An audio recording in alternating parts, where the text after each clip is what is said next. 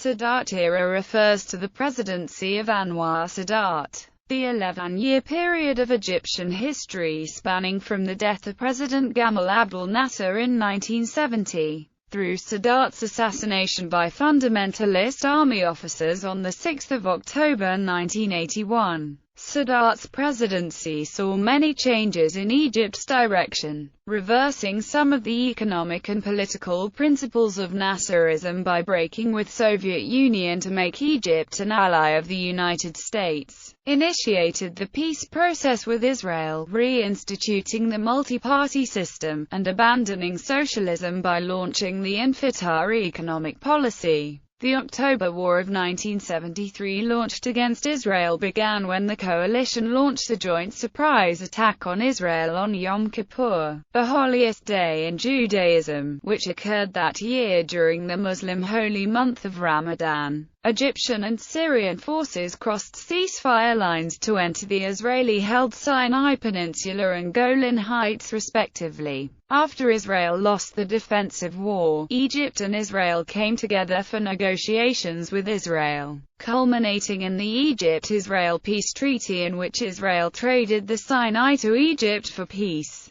This led to Egypt estranged from most other Arab countries, and Sadat assassinated several years later. Early years. After Nasser's death, another of the original revolutionary Free officers, Vice President Anwar el-Sadat, was elected President of Egypt. Nasser's supporters in government settled on Sadat as a transitional figure that could be manipulated easily. However, Sadat had a long term in office and many changes in mind for Egypt, and by some astute political moves was able to institute a corrective revolution, which purged the government, political and security establishments of the most ardent Nasserists. Sadat encouraged the emergence of an Islamist movement which had been suppressed by Nasser. Believing Islamists to be socially conservative, he gave them considerable cultural and ideological autonomy, in exchange for political support. Following the disastrous Six-Day War of 1967, Egypt waged a war of attrition in the Suez Canal zone. In 1971,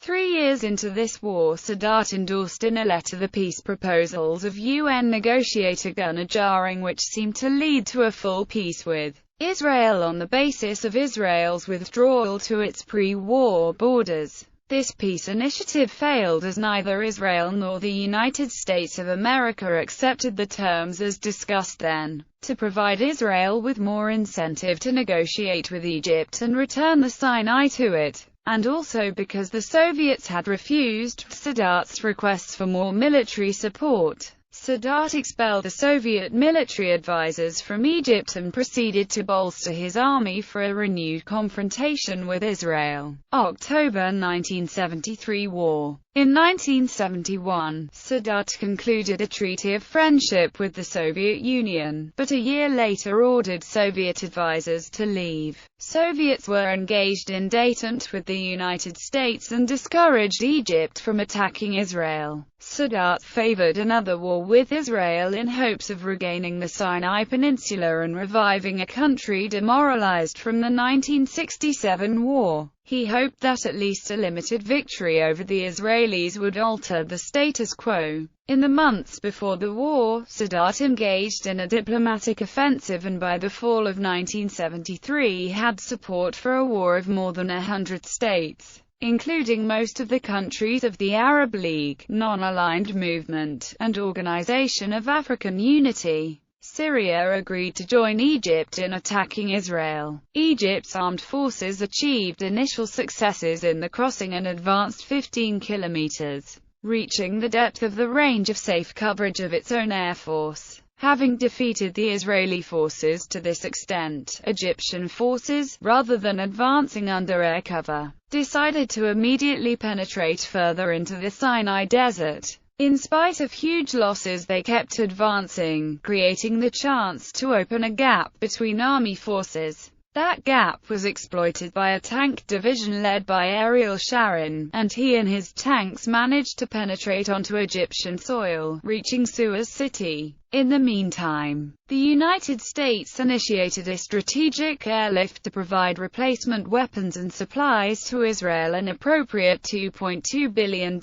in emergency aid. OPEC oil ministers, led by Saudi Arabia, retaliated with an oil embargo against the U.S. A UN resolution supported by the United States and the Soviet Union called for an end to hostilities and for peace talks to begin. On 5 March 1974, Israel withdrew the last of its troops from the west side of the Suez Canal, and 12 days later Arab oil ministers announced the end of the embargo against the United States. For Sadat and many Egyptians, the war was seen as a victory, as the initial Egyptian successes restored Egyptian pride and led to peace talks with the Israelis that eventually led to Egypt regaining the entire Sinai Peninsula in exchange for a peace agreement. Domestic policy and the Infatah. Sadat used his immense popularity with the Egyptian people to try to push through vast economic reforms that ended the socialistic controls of Nasserism. Sadat introduced greater political freedom and a new economic policy, the most important aspect of which was the Infatah, or open door. This relaxed government controls over the economy and encouraged private investment,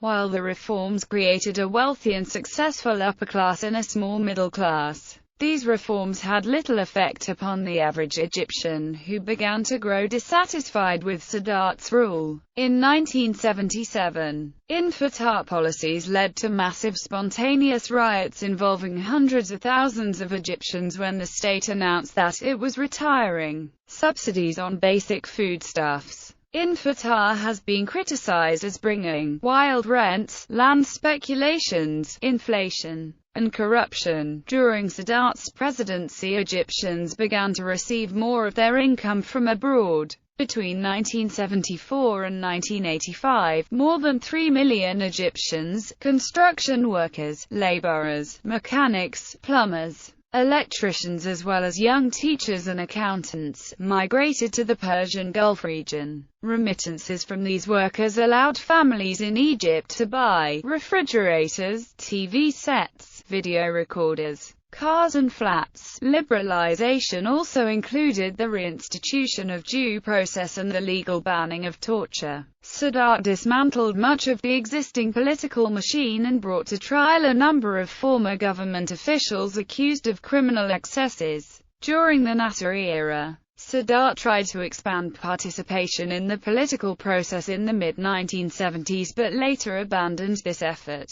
In the last years of his life, Egypt was racked by violence arising from discontent with Sadat's rule and sectarian tensions, and it experienced a renewed measure of repression, including extrajudicial arrests, international relations and the Camp David Accords. In foreign relations, Sadat also launched momentous change from the Nasser era. President Sadat shifted Egypt from a policy of confrontation with Israel to one of peaceful accommodation through negotiations. Following the Sinai disengagement agreements of 1974 and 1975, Sadat created a fresh opening for progress by his dramatic visit to Jerusalem in November 1977. This led to the invitation from President Jimmy Carter of the United States to President Sadat and Israeli Prime Minister begin to enter trilateral negotiations at Camp David. The outcome was the historic Camp David Accords, signed by Egypt and Israel and witnessed by the U.S. on 17 September 1978. The accords led to the 26th of March 1979 signing of the Egypt-Israel Peace Treaty, by which Egypt regained control of the Sinai in May 1982. Throughout this period, U.S.-Egyptian relations steadily improved, and Egypt became one of America's largest recipients of foreign aid. Sadat's willingness to break ranks by making peace with Israel earned him the enmity of most other Arab states. However, Egypt was suspended from the Arab League, and in 1977 it fought a short border war with Libya. Islamic Revival. In his first public speech after Egypt's defeat at the hand of the Israel, Sadat's predecessor Abdel Nasser called for religion to play a more important role in society. The line is said to have drawn back, an exceptionally enthusiastic roar of applause, by the Egyptian audience, and 3 years later, when the 1970s began, religiosity was ascendant in Egypt. Beards on men and hijab on women became more popular. Religious programs appeared on state TV and radio. Islamic preachers began to take prominence as symbols of popular Egyptian culture. Novels, plays, science fiction, philosophy books singing the praises of Islam, often by converts from secularism. The revival led to greater attendance in prayer and growth of non-state-controlled neighborhood mosques, but also to at least some conflict with the minority Coptic Christians of Egypt, an example being Islamist castigation of Muslim participation in the all-Egyptian spring holiday Sham el-Nessim. The picnicking festival, which has pre-Islamic roots, was attacked as a means for bringing about the destruction of Islam in Egypt. Observers trace the revival to disenchantment with Arab nationalism, as exemplified by Egypt's shattering 1967 defeat, the perceived victory of the 1973 war with its pious battle cry of Allahu Akbar, and, to the missionary zeal of Saudi Wahhabism, fueled by petrodollars in the wake of the oil shock of 1974-5. Islamist impact. Another change Sadat made from the Nasser era was a bow towards the Islamic Revival. Sadat loosened restrictions on the Muslim Brotherhood, allowing it to publish a monthly magazine, Al-Dawa, which appeared regularly until September 1981. In 1971, the concentration camps where Islamists were held were closed, and the regime began to gradually release the imprisoned Muslim Brothers. Though the organization itself remained illegal, the last of those still behind bars regained their freedom in the general amnesty of 1975. Sadat also considered Islamists, particularly Al-Gamma al-Islamiyya, a useful counterweight to his Marxist and Arab leftist opposition. Student groups being particularly vocal and active. From 1973 to 1979, Al-Gamma al-Islamiyya grew from a minority group to being in complete control of the universities, with the leftist organizations being driven underground. In the late 1970s, he began calling himself "the believer president", and signing his name Muhammad Anwar Sadat. He ordered Egypt's state-run television to interrupt programs with Salat on the screen 5 times a day and to increase religious programming. However, Islamists came to clash with Sadat, who supported women's rights and opposed compulsory hijab.